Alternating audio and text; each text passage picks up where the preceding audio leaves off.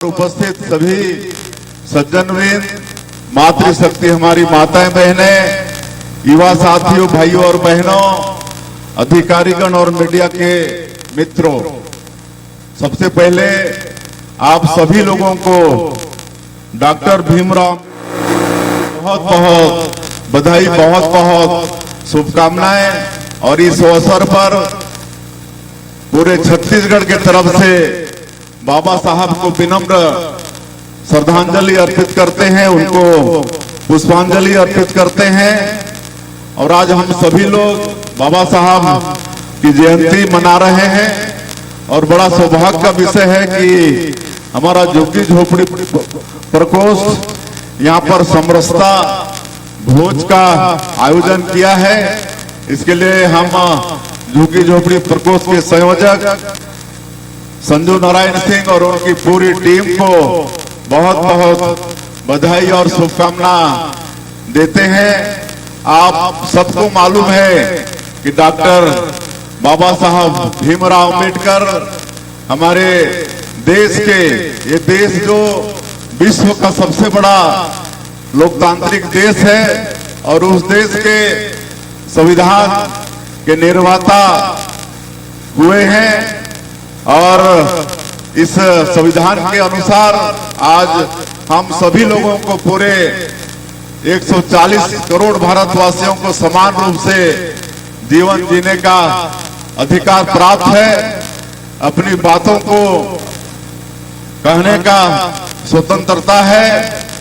तो ये संविधान का रचना बाबा साहब भीमराव अम्बेडकर जी ने किया है, तो उनको फिर से एक बार विनम्र श्रद्धांजलि अर्पित करते हैं। और बाबा साहब का जन्म एक दलित परिवार में हुआ था, लेकिन दलित परिवार में होते हुए भी उन्होंने उच्च शिक्षा अर्जित की थी।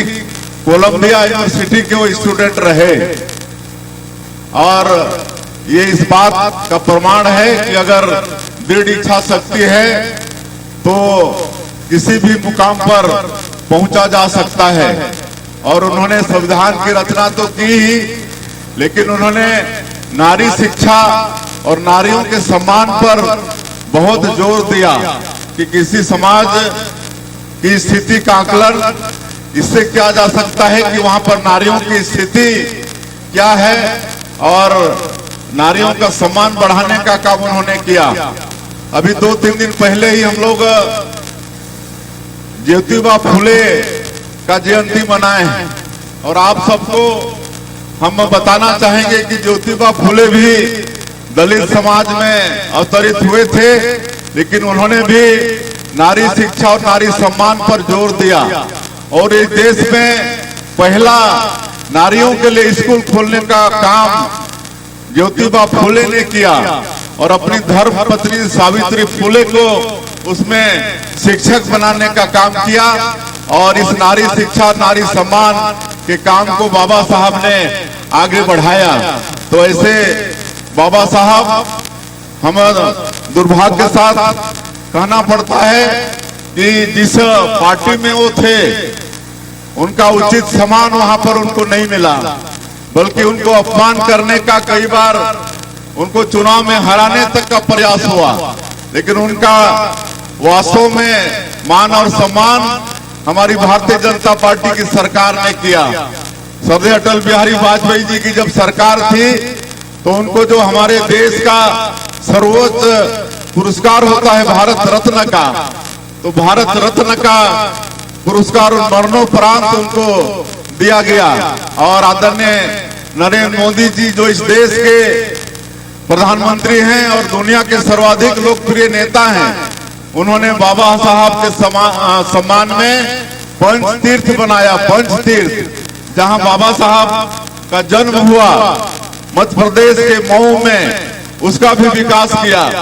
लंदन में जहां उन्होंने पढ़ाई की, वहां भी स्वयं आदरणीय नरेंद्र मोदी जी जाकर उस जमीन को लेकर, जैसा हमारे अध्यक्ष जी बता रहे थे, उसको भी स्मारक बनाने का काम किया। नागपुर उनकी दीक्षा भूमि थी, तो उसको भी विकास करने का काम किया। और जहां उनका देहावसान हुआ, दिल्ली देश की राजधानी, उस जगह को भी विकास करने का काम किया और जहां उनका समाधि है मुंबई, वहां को भी विकास करने का काम किया। तो इस तरह से पांचों जगह को पंच तीर्थ घोषित करके हमारे आदरणीय नरेंद्र मोदी जी ने विकास करने का काम किया है। तो इस बात को हम लोग को मनन और चिंतन करना पड़ेगा। और जिस नारी सम्मान की बात आदरणीय डॉक्टर बाबा साहब भीमराव अम्बेडकर जी ने की है, उसको आगे बढ़ाने का काम भी आदरणीय नरेंद्र मोदी जी कर रहे हैं। आज हम लोग छत्तीसगढ़ में महतारी बंधन योजना 70 लाख माता बहनों को प्रति महीना 1000 रुपया देके आर्थिक रूप से उनको सशक्त करने का काम कर रहे हैं।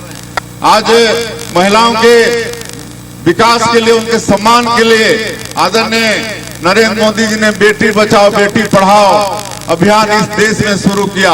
आज इस देश के सर्वोच्च पद राष्ट्रपति में महिलाओं को श्रीमती द्रौपदी मुर्मू जी को आदरणीय हमारे प्रधानमंत्री जी ने पहुंचाया है। और अभी विधानसभा और लोकसभा के चुनाव में 33% आरक्षण हमारी माताओं के लिए सुरक्षित करने के लिए अभी 16, 17, 18 अप्रैल को विशेष पार्लियामेंट का सेशन उन्होंने बुलाया है।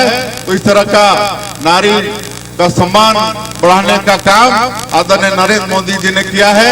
आज के इस अवसर पर और ज्यादा नहीं बोलते हुए फिर से एक बार बाबा साहब भीमराव अंबेडकर को उनकी जयंती के अवसर पर उनको विनम्र श्रद्धांजलि अर्पित करते हुए और झुग्गी झोपड़ी प्रकोष्ठ का फिर से एक बार आज के इस आयोजन के लिए उनका धन्यवाद करते हुए और आप सब लोगों को अंबेडकर जयंती की एक बार फिर से बधाई देते हुए हम अपनी बात समाप्त करते हैं। जय हिंद, जय छत्तीसगढ़। बहुत बहुत धन्यवाद माननीय मुख्यमंत्री जी, उनका उद्बोधन हम सबको प्राप्त हुआ। एक सेकंड। इसके पश्चात भोजन का, बैठे पीछे महिलाएं बैठ जाएं। सामने जो व्यवस्था है, ये लगा है व्हाइट चादर, उससे